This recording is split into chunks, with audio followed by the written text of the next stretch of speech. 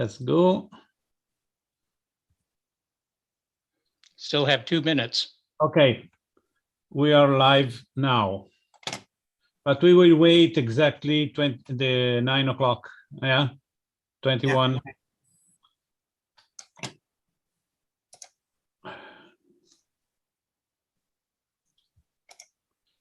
And I will begin now to post on all the groups. 9 o'clock. Yeah, 21. Okay. Hello, everyone. I'm pleased to welcome you to our today's webinar. I will begin now to.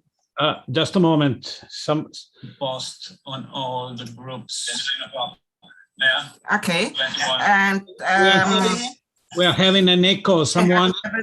I have it in a moment. I have to. Today's webinar. Okay. Again, I'm pleased to welcome you to our today's webinar. Today, I'm speaking to you from San Francisco, California. My name is Sabine Heinz, and I'm the representative from the Space Renaissance International for our webinar series. I have to apologize in advance in case that I'm disappearing. The internet connection in my hotel is not very stable. But I will come back as soon as I can. I would like to send a very, very welcome to our special guest today. Actually, Beth Johnson wanted to talk from the SETI Institute, but she is sick and she sent me an email 1 hour ago. And so Dr. Seth Shostak from the SETI Institute was so nice to join us to give the talk. Hello, Seth. Hi, Sabine. It's nice to be here, even though I know nothing about art. We have Bernard is joining us now too. Yes. Bernard is our president from the SRI. Hello, Bernard. I started already, and Adriano is one of our vice presidents too. Yeah. Yes. We appreciate it very much that you take your time for us today, because today is a public holiday in America. And you decided to talk for us 1 hour ago, so more I appreciate that you did it. So thanks a lot. And before I leave the stage to you, I would like to introduce you to our audience. For the people who don't know who is Dr. Seth Shostak, I will give the short introduction.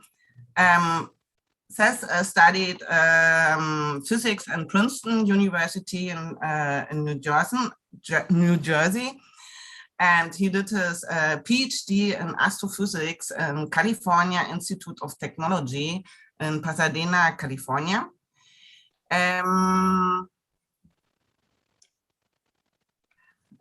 He was a research associate for National Radio Astronomy Observatory in Charlottesville in Virginia from 1972 to 1974, and a senior system analyst at the Penn Central Transportation Corporation in Philadelphia. In Pennsylvania from 1974 to 1975.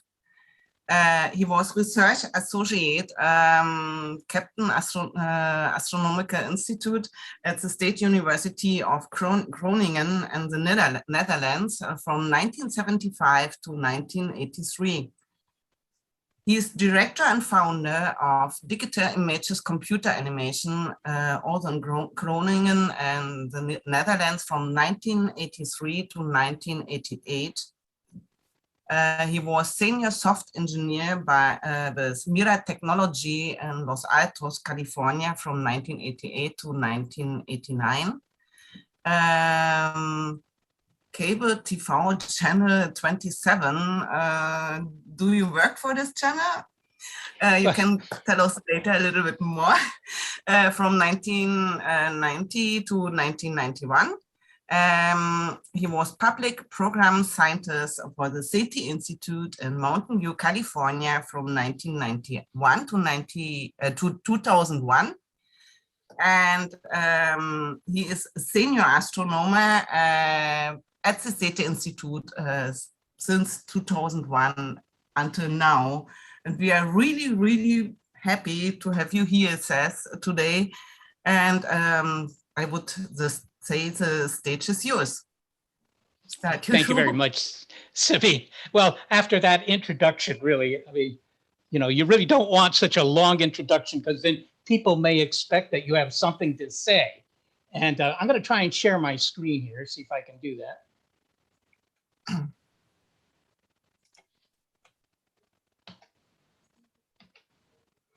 Okay. Sabine said that I shouldn't speak for more than 3.5 hours. So I'm not going to do that. Now, of course, this is an hard, actually, I'm going to speak for maybe 30 minutes and then open it up to questions if we can take questions. Can we take questions? Such a long introduction. But yes, we can take questions. Okay, somebody is using a speaker, you know, a laptop with speaker and microphone, which causes this feedback. So if you have earphones, put on the earphones. I was going to talk about something art related, in particular, the influence of the Orientalism of Jean-Léon Gérôme on the Taliban. But Sabina told me that that wouldn't be very interesting to most of you. So instead, I'm just going to tell you a little bit about how we look for ET, because some of it involves actually at least visual representations and even music occasionally. So I would say, you know, sit back, have a drink, relax, close your eyes, and you won't miss anything here. All right, so having done this, here's ET. This is a question that people occasionally ask, why do we think the aliens are out there? And it's only because there's a lot of room for them, actually. This is one of the Hubble deep field photos. So this is a bit of sky that you would cover up with a pea held at arm's length. In fact, it's smaller than that, a pinhead. Okay, this tiny little bit of sky, but a very long exposure. So you see very faint things. And essentially all the light, all the things you see here are galaxies, each with, you know, typically 100,000 million stars. So the total number of stars just in this little picture is very, very large. And in fact, the total number of galaxies we can see is a million. It's a trillion. And each of them has on the order of 100,000 million stars. So that means that there's just an awful lot of stars in the galaxy. That's the, in the universe. That's the number of stars that would be visible to our telescopes. That's a big number. There's not even a name for that number. It's so big, okay? But of course, stars are sort of interesting for astronomers. But if you're talking about alien beings, you need planets. And what we now know is that most of those stars will have planets. That's a result from the last 25 years or something like that.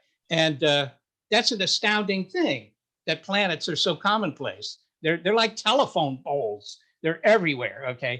All right, here are some of the planets that have been found. These are only on this slide because these planets are somewhat like the Earth. At least we think so. They're about the same size. They're about the same average temperature. Now, the details you see on these planets are all the work of artists. It's all artists' imaginations. We can't actually see any of that, but you know, these are sort of what they might look like. But you know, there are a couple of dozen here, and there are many, many more that we've discovered, something like 4,500 planets in total. And apparently, maybe 1 out of every 2 or 3 stars has a planet that could be like the Earth, with oceans and atmospheres and nice temperatures such as we enjoy here in California.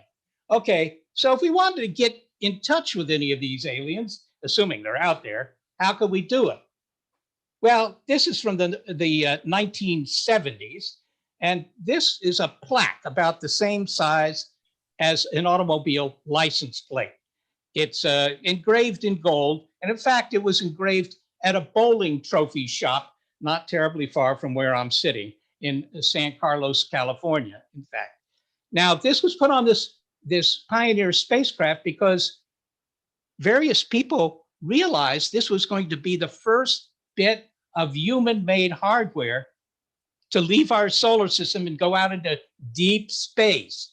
And so it was thought, well, if it's going to do that, why don't we at least put a greeting card on the spacecraft? So this was the work that was engraved and put on the greeting card. Now, of course, you can see our own solar system at the bottom with Earth as this third planet, Mercury, Venus, Earth. And you see this spacecraft is leaving Earth, flying by Jupiter there. There are other things. That funny thing that looks like a starburst, that's actually a map of the directions to nearby pulsars, which are peculiar dead objects, dead stars, that every society that has astronomers will know about. So that is actually a map of where we are. Now, you might wonder who gave, Carl Sagan and Frank Drake the permission to send a map of where we are out into space. Maybe that isn't a good idea, but anyhow, it was done. Now, the most controversial thing here are the two people, right? In particular, you see the guy there with his upraised hand. One of my colleagues said that's the universal symbol of war. It might not be, but in any case, he was suggesting that. And then you see the woman standing next to the man, and she's sort of looking at him, right? Well, this plaque, I mean, it'll never be found, let me tell you.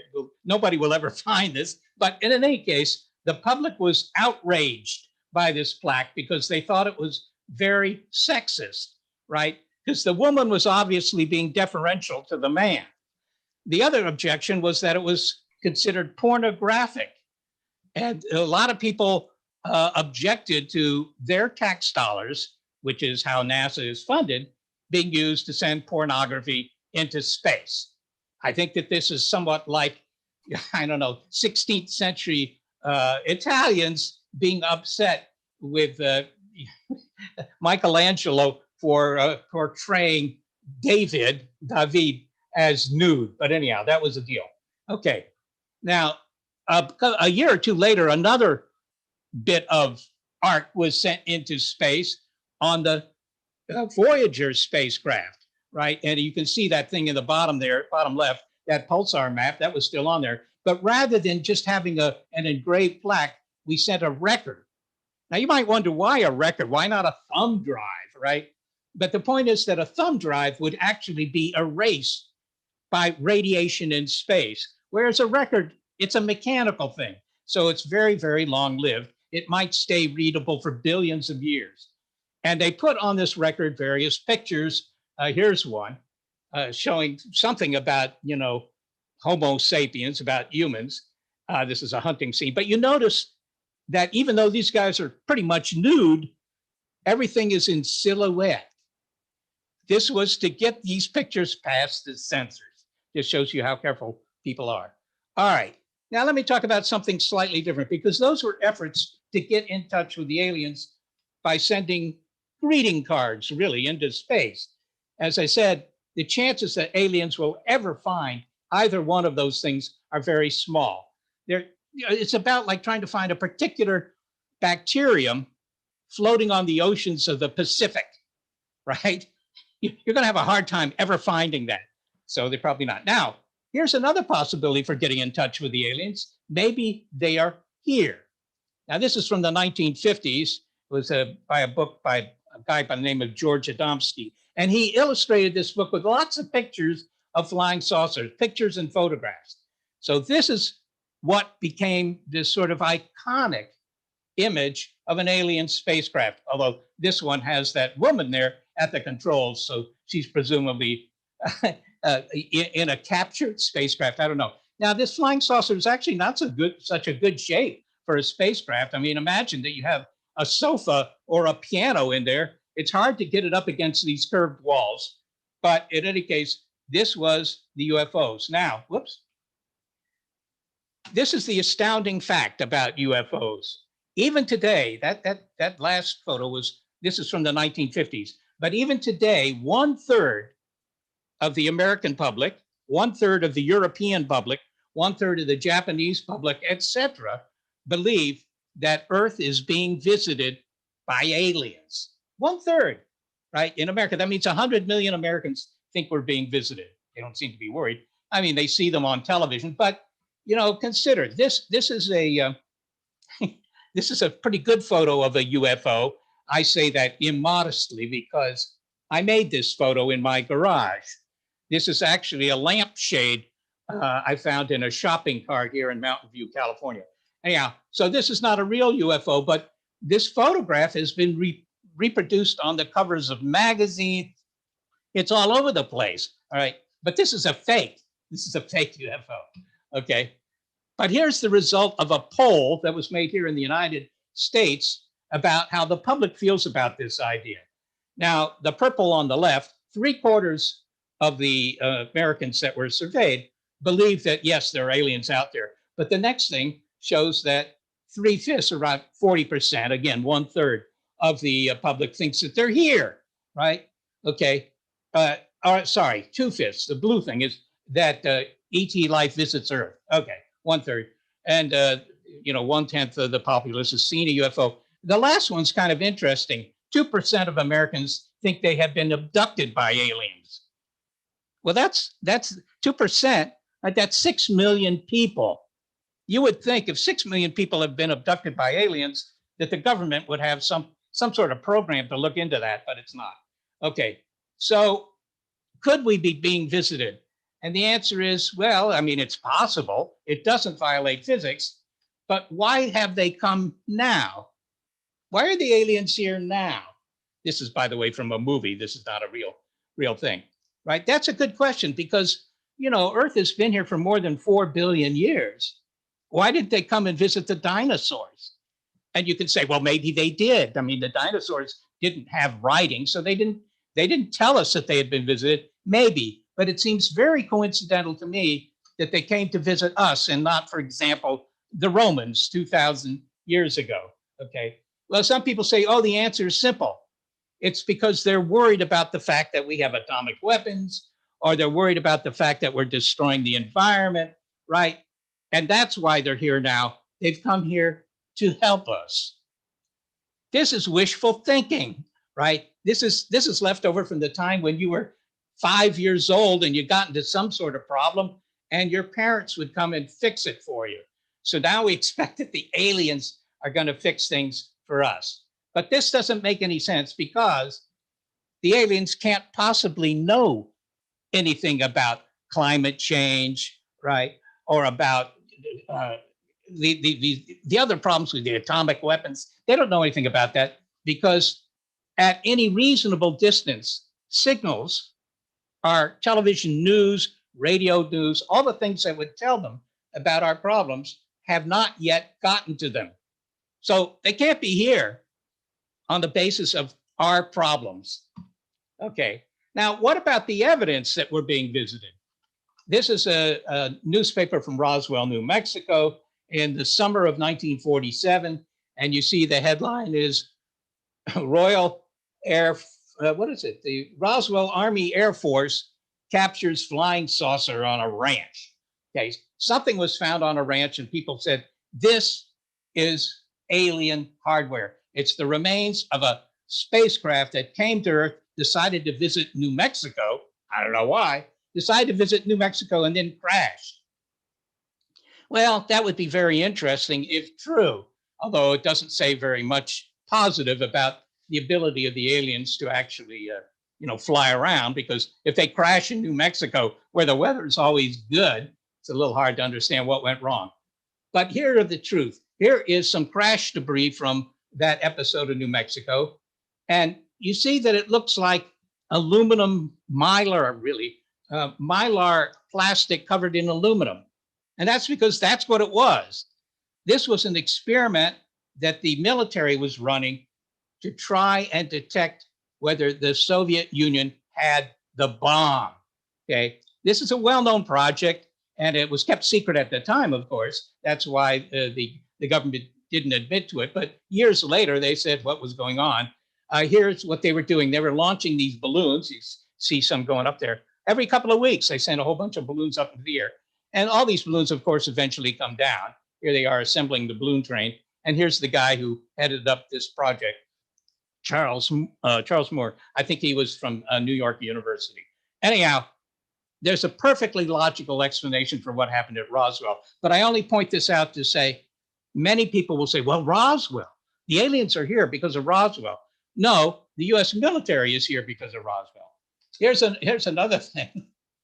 These crop circles. I mean, right, this looks pretty nifty. And there are people, some people even today, who believe that these are not made by artist collectives who say that they make them.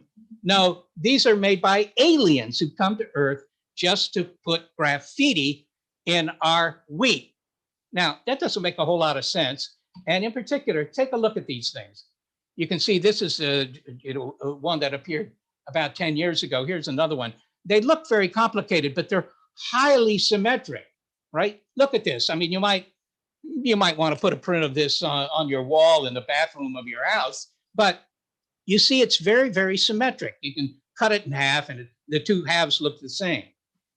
And it's a fact that's, in fact, due to what's called communication theory, that if anything is very symmetric, there's no information in it, very little information. So the aliens have come all this way to destroy these British wheat fields, but don't give us any information. Think about it. If you're in the bathroom looking at the floor, and if it's an old building, you'll see black and white tiles on the floor, but they're in a regular pattern. There's no information there. You can't read it, right? Because there's nothing in it. Okay, so that's an example. Now, as I say, 2% of Americans think they've been abducted. Here they are. This won't hurt. Yeah, well, that's also due to a psychological problem called sleep paralysis, if you think it's due to aliens or something else. And then there's also this. It used to be that the photos made of these alien spacecraft were, the spacecraft were fairly far away. You couldn't see much detail in the photos. But today, everybody has a camera in their pocket, and the photos have not gotten better. The aliens have just moved even farther away, so the photos are still bad. Okay. You're probably aware of these videos. There were 3 of them that appeared in the news less than a year ago now. Well, they first appeared several years ago. It was even in the New York Times, showing these images that Navy pilots had made off the coast of California near San Diego, showing these strange elongated things moving around. And a lot of people are convinced this is proof that the aliens are here. Well, let me give you another explanation. Keep in mind that these cameras, these gun sight cameras that the Navy was using, right, are sensitive to infrared light, which means they're sensitive to heat. Now imagine that there was just some sort of commercial airliner 150 miles in front of the Navy fighter pilots, right? You could still see that because the Navy fighter pilots are about 4 or 5 miles up, right? So they can see things very far away, right? That's just simple geometry. They can see things 170, 180 miles away. Well, assume that there's an aircraft 100 miles away and you're looking down the back of this airplane. What would affect an infrared camera? Well, those jet engines, because they're hot. You're looking down the exhaust of these jet engines. But because it's so far away, what you see is something like this, right? Because it's so far away, you just sort of see 2 little blurs. And that's exactly what you see. Here's some other facts about UFO sightings. Here's a plot of when they are most often seen. As you can see, it's not usually during working hours. It's after working hours when people are drinking, and it's not when people are sleeping. Maybe that isn't so surprising, but here's something else. These are days of the year when they see these things. New Year's, 4th of July, right? In other words, when there's a lot of partying going on and people are drinking a lot of alcohol, then they tend to see the UFOs. I don't know if that means something, but maybe it does. Also, you might say, well, why are there no science museum exhibits about this? And the answer is, oh, well, the government is covering up. I've worked for the federal government, I have to tell you, in Washington, and I never was convinced that they were very good at covering things up. I mean, and certainly not for 60 years, which is the amount of time, well, really 70 years since Roswell. So I don't believe this, but you can believe it if you want. One other thing. If you think our government is covering up, you also figure that every other government is also covering up, right? You need that, either that or the aliens only like to visit America because of the fast food. Okay, scientists won't look at the evidence. This is a very weak argument. I think any scientist would look at the evidence if the evidence were good, right? You could win the Nobel Prize by proving that Earth is being visited. Now, I don't think we're being visited, and our SETI experiments have yet to pick up a signal. So at the moment, we don't know of any life beyond Earth, let alone intelligent life. Is there another way to do that? Is there another way to find them? I think we can go to plan B and try that. And that is, rather than looking for radio signals or flashing lights, we could look for big things. Remember, the universe is 3 times as old as our solar system, 3 times as old as Earth. So there's been, literally 10 billion years in which very advanced societies could become very advanced, right? And if they're very advanced, maybe they build stuff that we can see even from a great distance. Now, if that's true, there's big advantages to looking for such artifacts. To begin with, you don't have to be pointing an antenna in the direction of the aliens just at the moment their signals are arriving here. That's a big advantage. The second thing is, some people, including this guy, Stephen Hawking, think that, well, maybe nobody is broadcasting anything. You won't be able to find them because they don't want to be found, right? You might think about that. If you're in the forest, right, you probably don't want to start shouting. You don't know what's in the forest out there. Maybe it's something that'll find you. So there's a problem with signals, but looking for an artifact solves that problem. And they don't have to be alive now. If somebody told you to go out and find the pharaohs of Egypt now, you wouldn't be able to do it unless you went to the Egyptian Museum where you would see them, mummified. But you could still find evidence for the pharaohs by going, just to the west of Cairo and finding these big pointy monuments. They outlast the civilization that built them. So if you look for artifacts, that may also be the case. Now, let me just finish with a kind of a provocative suggestion to you, but I think it's probably worthy.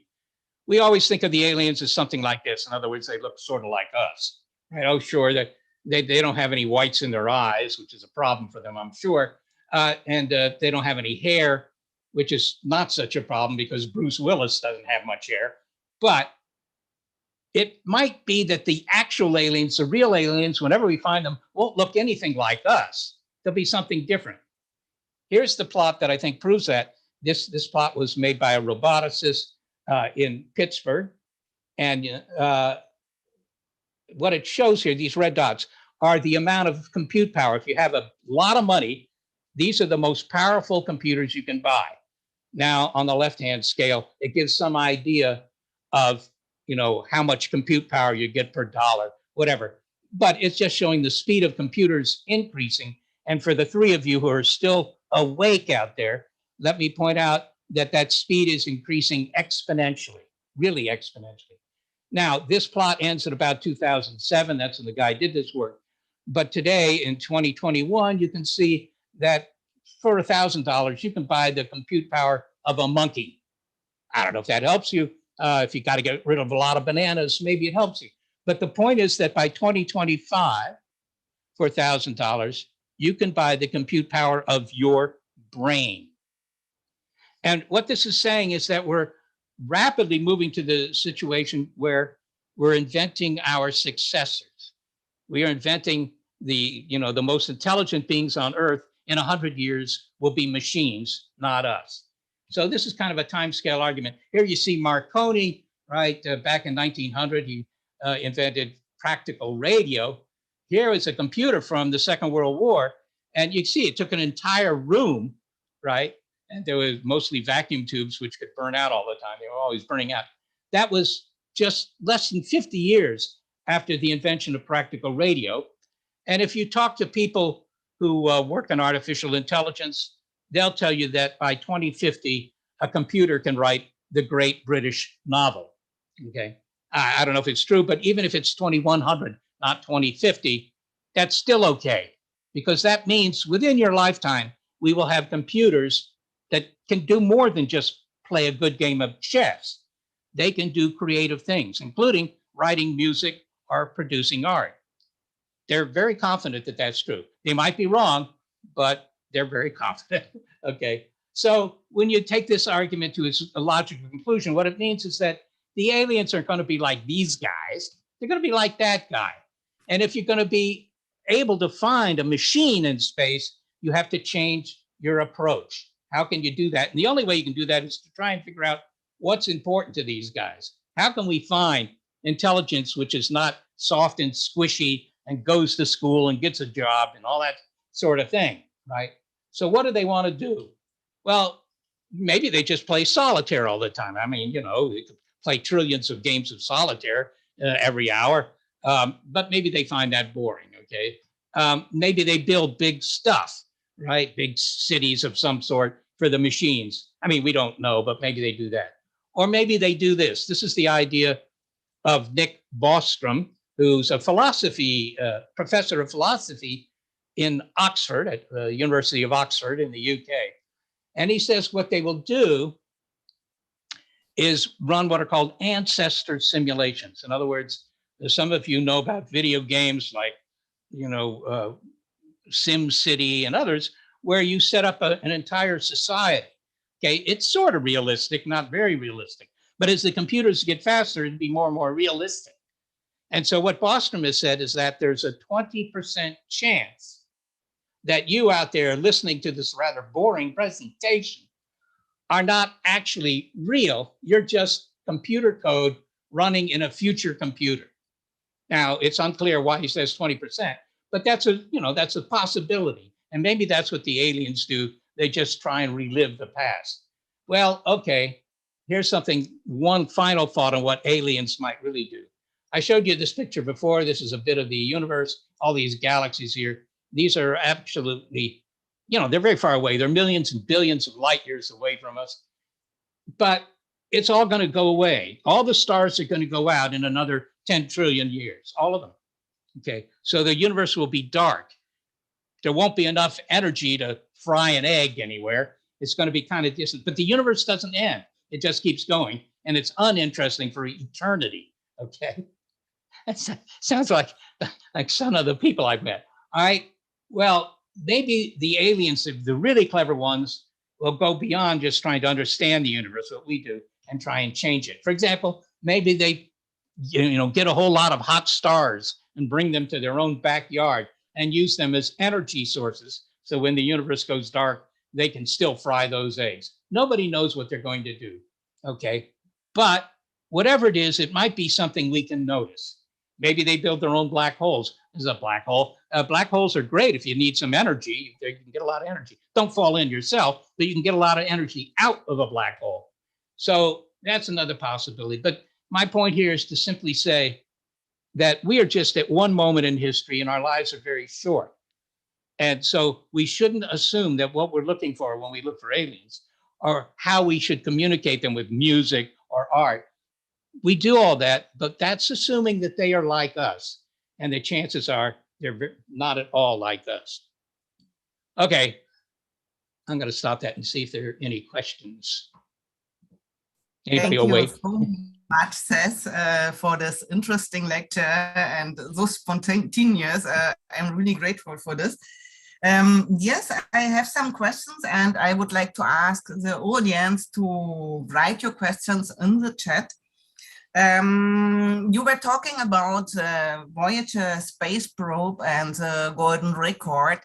I would like to mention that we had a challenge in the Art Imaginarium hosted by the SETI Institute, and I'm also a member of this group, so I would like to mention and invite people to come to this group.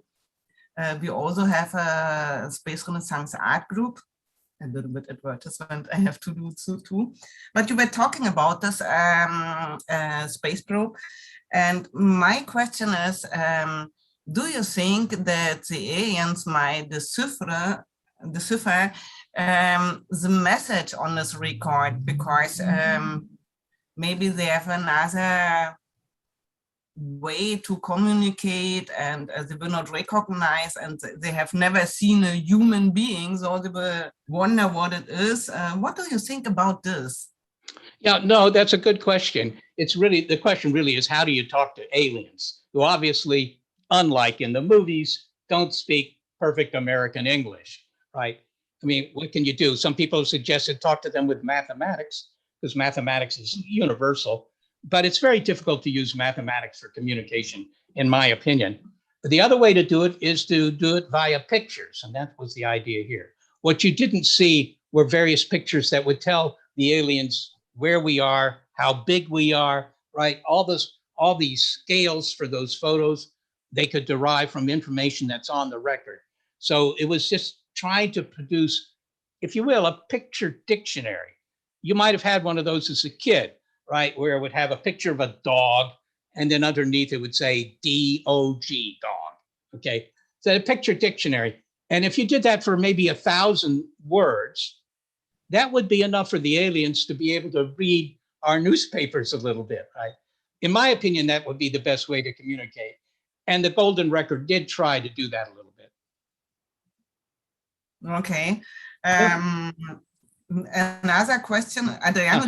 Adriano has it. Yes, no, it came to my mind the movie Arrival. I think we all of us saw that beautiful movie, Arrival, that gives an idea of how different could be the communication protocol of different species that were grown up on different planets and different solar system, different maybe galaxies. And I think that movie is very, very realistic about what it could be, the first meeting with another intelligent species, and what it could be the real criticality to find a common protocol for communication.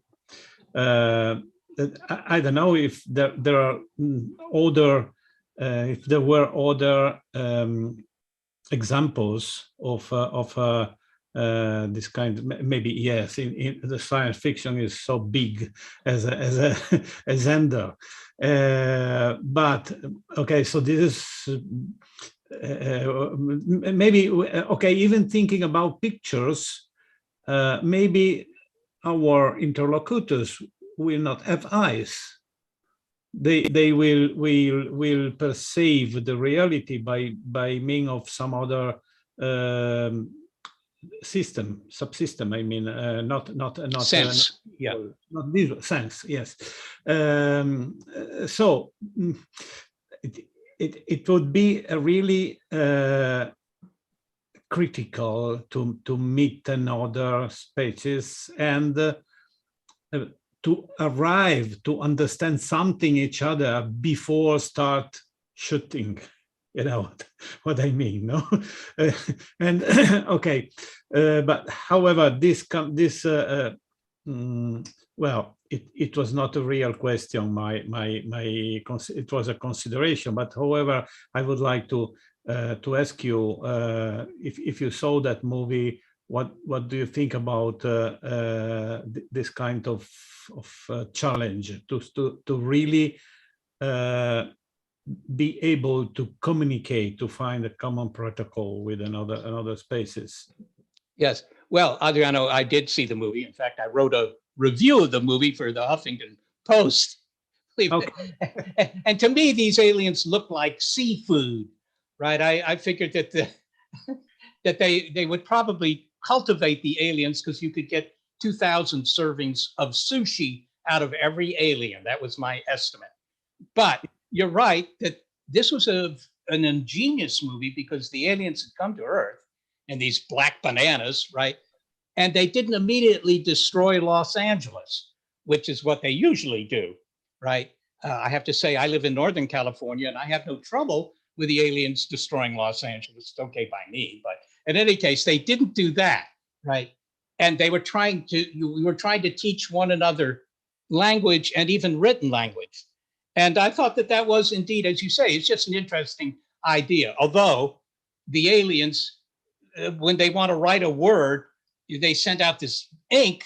It's like a pulpo. It's like a squid, right? They send out this circle of ink, and then all the little fidgety bits around the circle give the meaning.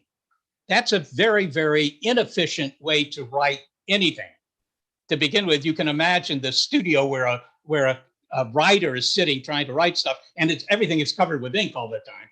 But not only that, you would immediately simplify that script, because drawing that circle before you could write anything seems to me that to be incredibly inefficient.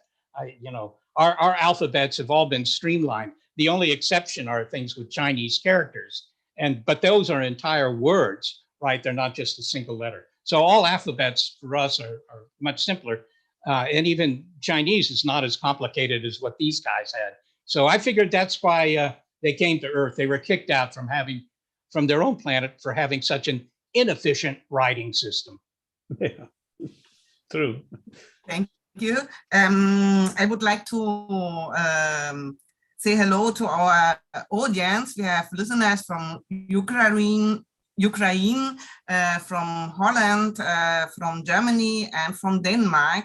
And Pia Valentin from Denmark, she, by the way, is also a member of the Art Imaginarium group, is asking you, Seth, do you think the natural evolution of what we call intelligent life, if not destroyed along the way, will always evolve into synthetic life forms? Well, I mean, it might be destroyed along the way. There are a lot of people who think that we're going to destroy ourselves sometime in the next, 50 years. I'm not so pessimistic. I think it's very hard to destroy ourselves. It's quite hard. You can kill a lot of people, but it's hard to destroy ourselves. So yeah, maybe they do. But what can you say about that? Only that if you find some intelligence, it's because enough of them survived long enough to do something we can find. Holland, from Germany, and from Denmark, and Pia Valentin from Denmark, she, by the way, is also a member of the Art Imaginarium group, is asking you, Seth, can you switch? Yeah, okay. I have another question. Can you mute your microphone? Okay, thank you. I have another question from Bernard. He was asking, can we test protocols of communication with other species on Earth? Well, I don't know about protocols, but approaches, how you might do it. There's somebody at the SETI Institute, in fact, a guy by the name of Lawrence Doyle, who, goes up into the waters off Alaska, and he records the sounds made by whales, but also by dolphins, right? And if you look at the sounds that they make, you find that, if they're juveniles, if they're very young, the sounds are kind of random, right? Just like a human baby. But once they get a little bit older, then the sounds have a lot of redundancy. In other words, an might be followed by an or something like that. I'm using human sounds, but that there is redundancy because that pattern appears over and over again. And if you find patterns, then you can say, well, maybe they're not just making noises, maybe they actually have a language. And I think that that's the way we could understand the aliens, or the aliens could understand us. If you sent the aliens a lot of text, suppose you just sent them the internet, the entire internet, right? Then their computers could go through that and find that certain symbols appear often, like CAT, right? And they see these over and over again. And next to the picture, next to these symbols is some sort of animal with fur, right? So they could actually figure out a lot of our language by just analyzing a lot of text. So rather than sending them a golden record or a golden plaque or anything like that, we should send them the internet. But on the other hand, it was sent as a Arecibo message, and this was another kind of message, and there were also there were radio signals. So this is another kind of a message. Do you think you were talking about in your lecture about the technical development, and do you think it is really logical that they will use radio astronomy? Couldn't it be that they have another kind of technology? Well, of course it could be that they have something we don't know. They could be using subspace communication, which is what they use on Star Trek, but they never explain what that is. And if you go to the Stanford University bookstore and you look for a textbook on subspace communication, you will not find it because it was thought up by Hollywood writers, right? We have to go with the physics we know. And the physics we know say that radio and light are very inexpensive in terms of energy, very inexpensive and very fast ways to communicate. And you know that the aliens have the same physics we do. So they presumably know this too. Maybe there's something we haven't found yet that would be better, but we haven't found it. Okay. Bernard, you have a question? Yeah. You have to unmute you. Yes, thank you. I have a follow-up question. I have another question. Yeah, I have a follow-up question. I like very much your answer. If the extraterrestrial have a kind of artificial intelligence system that can decode our signal, then I think the idea to send them already some selective set of information, a bit like the golden record was, where there was a selected set of record. This would be a good idea also to teach the deep learning machine how to decode some of the information we think important. So this goes also along what we try to do with the Moon Gallery, where we try to have a set of selected artifacts or pieces that can tell individual stories, but not sending them the whole internet, because that's quite difficult to decipher all at once. Maybe starting step by step to send some messages from the simple, universal to the more complex ones. Okay, Bernard, I hear your suggestion there. The reason that I suggest you should send lots of information is only that space is big, the distances between things is very large. So the nearest other society with intelligent beings, we don't know, but just on the basis of numbers, it's at least a couple of hundred light years away. I think you can say that. Maybe it's 1,000 light years. Say it's 1,000. So you want to set up a communication mode with these people, or whatever they are, with these aliens, even if they're machines. And so you send them one picture or 10 pictures or 100 or 1,000 pictures. But it takes 1,000 years to get there. Yeah, of course. And then another 1,000 years for them to come back and say, well, okay, we understand that now, send more. That's why I say send it all at once before everybody loses interest. Okay, I understand. But you could send also some selective material which could be helpful to establish better understanding and even a feed forward to the other civilization.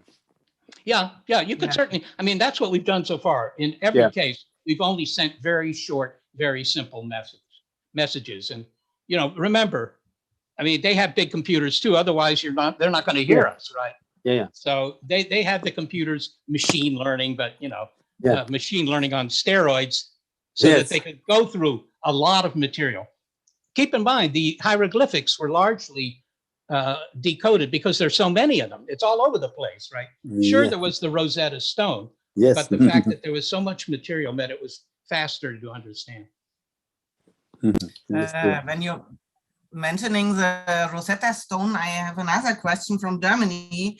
And this is, for example, Erich von Däniken.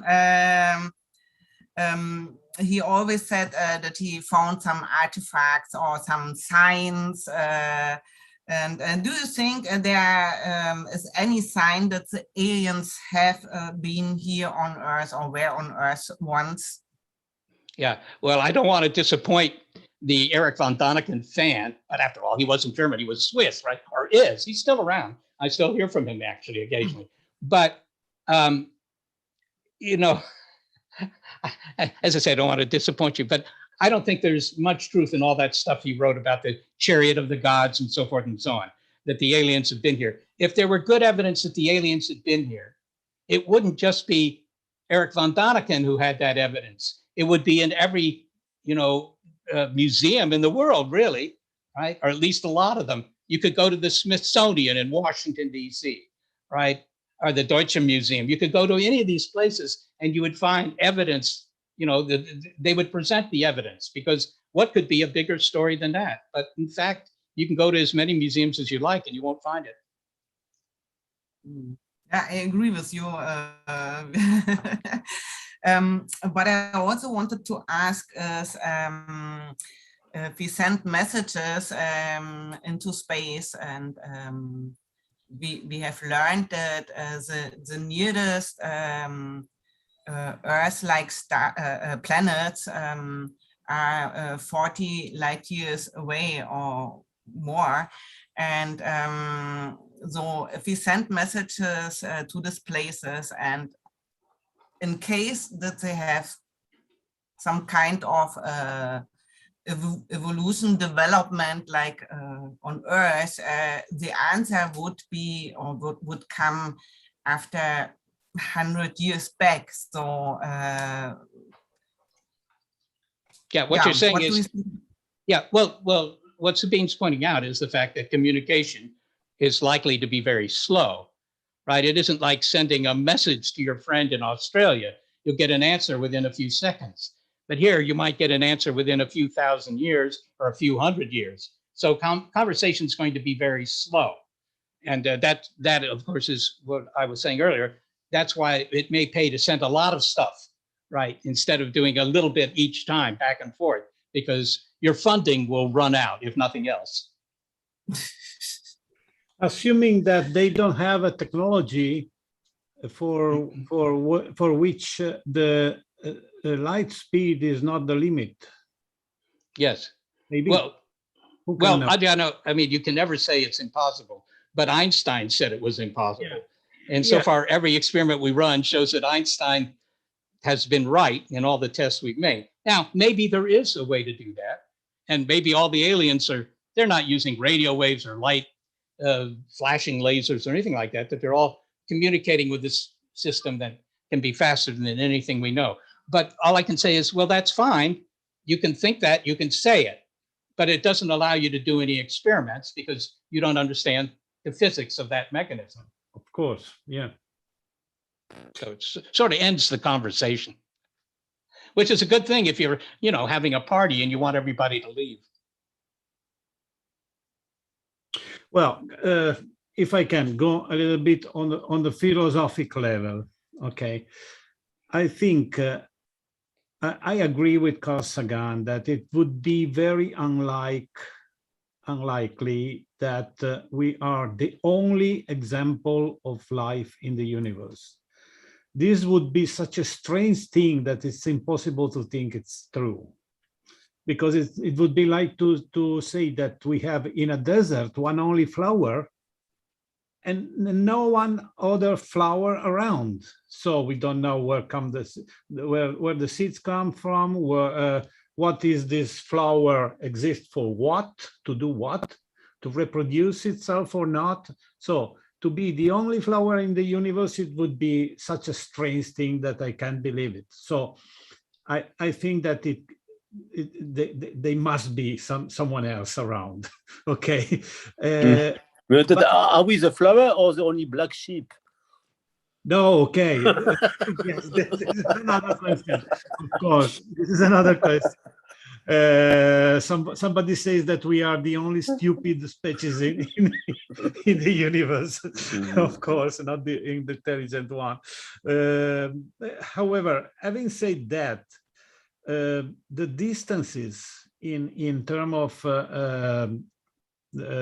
physical distance and time distance are so big that it is maybe very, very low the possibility that we can really meet someone else, because thousands of civilizations could have already born, lived, and finished, and without any possibility to meet us, because who knows why the aliens should undertake a long travel to reach our very peripheric solar system in this galaxy. To do what? What is their purpose? So if we think that a small percentage of civilizations in the thousands or millions that could exist found enough motivation to undertake such travel, well, I think the numbers come to be so low, so small, that the real probability to meet them, it's really, I don't know if I'm maybe too pessimistic. And for sure, it is very worth to keep on trying, to keep on searching for other intelligences. But I would not have many expectations to really find something to, well, Adriano, some friend to talk. Yeah, Okay. just very briefly, you're correct. I don't think there's much chance we will actually meet the aliens, which is to say, I think I could still buy some real estate in Los Angeles without worrying that some aliens are going to come and, just stomp the city away. But that doesn't mean you don't prove that they're there, because that could be information coming in on a radio beam or a light beam, and that does move at the speed of light, right? So if somebody were on, there's a planet that's 4.5 light years from, downtown Milano, right? 4.5 light years. That means that light can get here from that planet in 4.5 years. But NASA's fastest rocket takes almost 100,000 years to get to that place. So they're not going to come here in rockets, but they might indeed send information. There might be there may be a Milky Way galaxy internet, and we just don't know about it. I mean, I'm not suggesting that terribly seriously, but it is true that you can send information much more quickly than you can send yourself. And you know this because you can talk to people this afternoon in Australia quite easily, but you don't actually go to Australia. Have you heard about Minerva project? It's about constructing over more than 100 years a really huge spaceship, and to send it to an Earth-like planet called Minerva 2.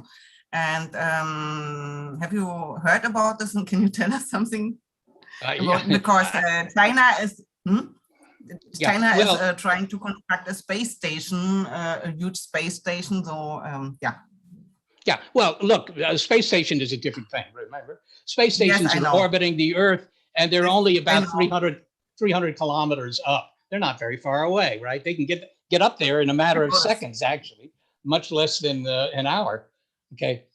But that's different than sending something to nearby stars. There are people who want to do that, and there are many schemes for doing that.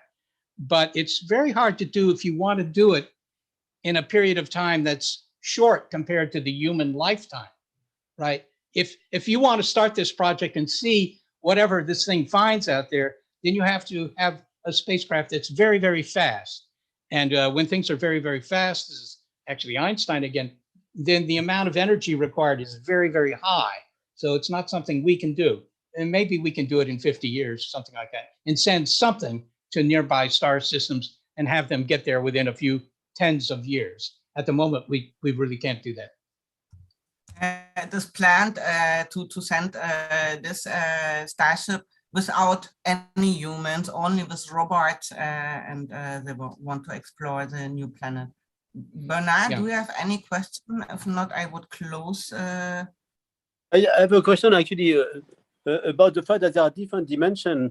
One aspect is the message in a bottle in the ocean that we send, and in the big ocean of interstellar space, eventually, okay, there will be some that will collect the bottle and will read the message. But also sometimes the bottle in the ocean goes on the nearby place, and this could be found by ourselves. And of course, in the message that we put in the bottle, we learn a lot about ourselves.